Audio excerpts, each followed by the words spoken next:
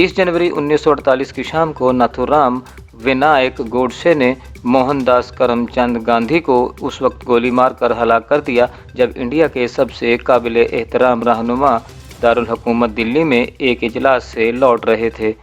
38 साला गोडसे मुतअस्सिब दाएं बाजू की जमात हिंदू महासभा का रुकन था। उसने गांधी पर इल्ज़ाम लगाया था कि उन्होंने मुस्लिम नवाज और पाकिस्तान के बारे में नरम रवैया इख्तियार करते हुए बहुत से हिंदुओं को धोखा दिया। यहाँ तक कि उसने गांधी पर उस खूनरेज़ी की जिम्मेदारी भी आयद करने की कोशिश की जो 1947 में बरतानिया से आज़ादी के बाद इंडिया और पाकिस्तान के वजूद में आने के वक्त हुई।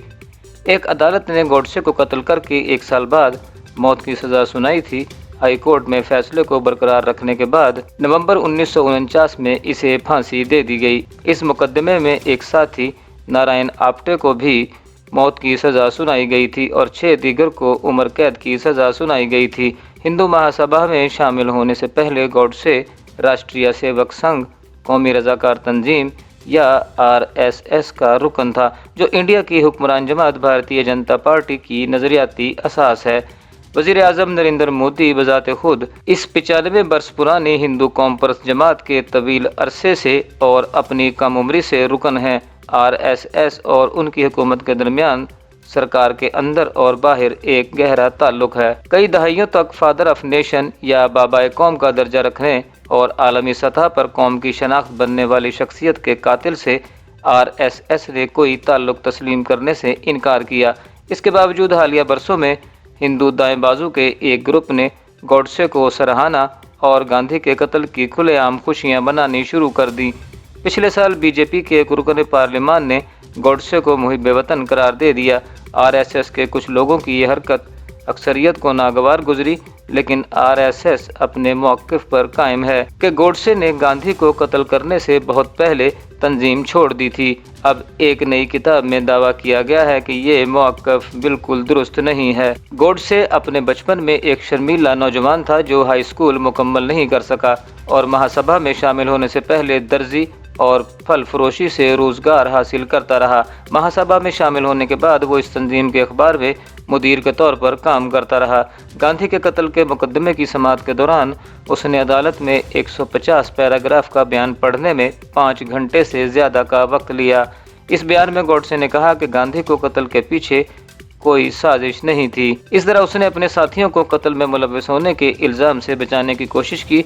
गोडसे ने इस इल्ज़ाम से इनकार कर दिया कि उसने अपने रहनुमा विनायक दामोदर सावरकर की ईमा पर कत्ल किया। विनायक दामोदर सावरकर हिंदू परस्त मुतासिबाना हिंदू तवासोच के मूजिद माने जाते हैं। अगरचे सावरकर को तमाम इल्ज़ामात से बरी कर दिया गया था, लेकिन नाकदीन का ख्याल है कि गांधी से नफरत करने वाले बुनियाद परस्त दाएं बाजू के इस कत्ल में पूरी तरह मुलव्विस हैं। गोडसे ने अदालत को ये भी बताया कि इसने गांधी को कत्ल करने से पहले RSS से रिश्ता तोड़ लिया था। गांधी के कातिल के बारे में किताब के मुसन्निफ धीरेंद्र झा लिखते हैं कि गोडसे डाक के महकमा में काम करने वाले बाप का बेटा था और उसकी माँ RSS की सरगर्म कारकुन थी। उसके तंजीम से निकाले जाने का कोई सबूत मौजूद नहीं है। गोडसे का एक बयान जो मुकदमे की समाअत से पहले रिकॉर्ड किया गया था, इसके मुताबिक हिंदू महासभा कारकुन बनने के बाद उसने RSS छोड़ दी थी, लेकिन उसके अदालती बयान में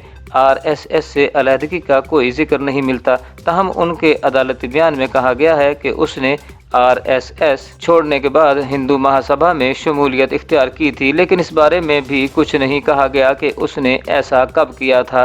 धीरेंद्र झा कहते हैं, ये एक ऐसा दावा था जो गोडसे की ज़िंदगी के सबसे ज़्यादा ज़ेर बहस पहलुओं में से एक था। उनका ख्याल है कि RSS के हामी मुसन्निफीन ने उनका इस्तेमाल खामोशी से इस तसव्वुर को आगे बढ़ाने के लिए किया कि गोडसे ने गांधी को कत्ल करने से तकरीबन एक दहाई पहले ही RSS से ताल्लुक़ तोड़ लिया था और हिंदू महासभा में शमूलियत इख्तियार कर ली थी। अमरीकी मुहक्किक J.A. करन जूनियर ने दावा किया है कि गोडसे ने 1930 में RSS में शमूलियत इख्तियार की और 4 साल बाद छोड़ दी थी, लेकिन अपने दावे के लिए कोई सबूत फराहम नहीं किया।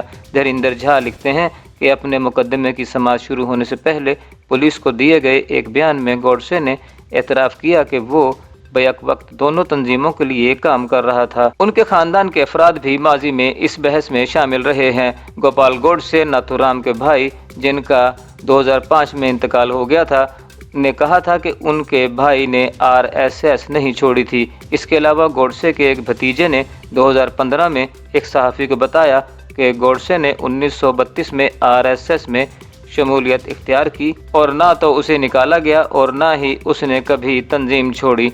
वज़ीर आज़म नरेंद्र मोदी आरएसएस के तवील अरसे से रुकन हैं। धीरेंद्र झा, जिन्होंने तारीखी दस्तावेज़ात की वर्गर्दानी की है, उन्होंने दोनों हिंदू तंजीमों के दरमियान रवाबित पर भी तफसील से लिखा है।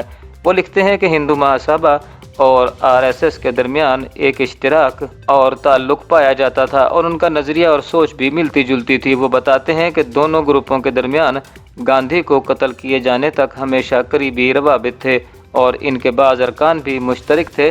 गांधी के कत्ल के बाद आरएसएस पर 1 साल से ज़्यादा अरसे तक पाबंदी लगा दी गई। आरएसएस ने हमेशा गोडसे की अदालत में कही गई बात को दोहराया है कि उसने 1930 की दहाई के वस्त में तंजीम छोड़ दी थी और फैसले ने साबित किया कि आरएसएस का कत्ल से कोई ताल्लुक नहीं था। आरएसएस के एक सीनियर लीडर राम माधव ने कहा कि ये कहना वो आरएसएस का रुकन था सिर्फ सियासी मकासद के लिए झूठ बोलना है। आरएसएस के सबसे ज़्यादा बाअसर लीडरों में से एक एमएस गोलवालकर ने गांधी के कत्ल को एक ऐसा कौमी अलमिया करार दिया जिसकी कोई मिसाल नहीं मिलती, क्योंकि मुजरिम शैतानी जहन रखने वाला शख्स हिंदू था। अभी हाल ही में एमजी विद्या, जिसे आरएसएस के लीडरों ने गोडसे को कातिल करार दिया, जिसने इंडिया की सबसे काबिल एहतराम शख्सियत को कत्ल करके हिंदुत्व की तौहीन की, विक्रम सिंपत जैसे मुसन्निफीन का ख्याल है कि आरएसएस और हिंदू महासभा के दरमियान रिश्ता बड़ा तल्ख था।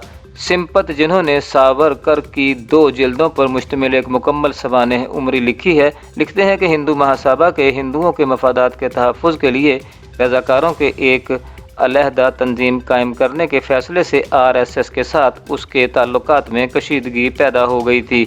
इसके अलावा मिस्टर सिंपत के मुताबिक आरएसएस ने लोगों को शख्सियत परस्ती से महासभा लीडर सावरकर के बरक्स, जो हीरो परस्ती और ज़रूरत से ज़्यादा मदह सरा पर यकीन रखते थे, दूर रखा। एक और किताब में RSS a view to the inside, Walter K Andersen और श्रीधर डी दमले इसके बारे में बात करें कि किस तरह आरएसएस को गांधी के कत्ल में इसके एक साबिक रुकन नाथूराम गोडसे के मुलव्विस होने की वजह से बदनाम करने की कोशिश की गई और सरकारी सतह पर फाशिस्ट, आमिराना और जहरियत पसंद करार देने की कोशिश की गई। इसके बावजूद ये शकूक व शुबहात कभी कम नहीं हुए कि गोडसे आरएसएस का हिस्सा था और उस आरएसएस से कभी अलहदगी इख्तियार नहीं की। गोडसे ने 15 नवंबर 1949 को फांसी पर चढ़ने से पहले आरएसएस की दुआ के पहले 4 जुमले पढ़े।